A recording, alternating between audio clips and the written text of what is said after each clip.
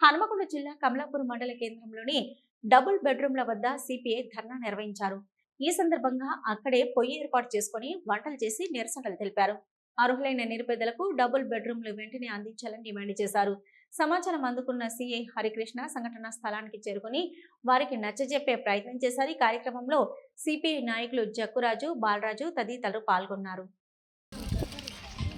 తెలంగాణ రాష్ట్ర సాధనకు ముందు ఇళ్ల స్థలాలు కావాలని పేదలు కటు పేదరికంలో జీవిస్తూ ఉంటే, ఇళ్ల స్థలాలు కొనలేని పరిస్థితిలో ఇబ్బందులు పడుతూ ఉంటే అప్పటికే గుర్తించినటువంటి సిపిఐ ఈ ప్రాంతంలో ఉమ్మడి జిల్లా కరీంనగర్లో అనేక ఆందోళన కార్యక్రమం చేయడం జరిగింది.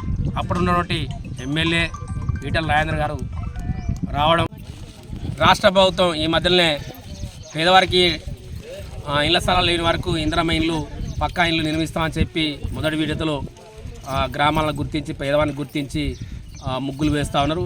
వాటిని ఈ గ్రామంతో పాటు ఈ 3 గ్రామాల్లో నిర్మించినటువంటి డబుల్ బెడ్రూమ్ ఫస్ట్ ప్రియారిటీ ఇవ్వండి. తర్వాత వారికి కట్టేందుకు వరకు కూడా మేము వ్యతిరేకం కాదు, తప్పకుండా ఈ ఆలోచన చేయండి.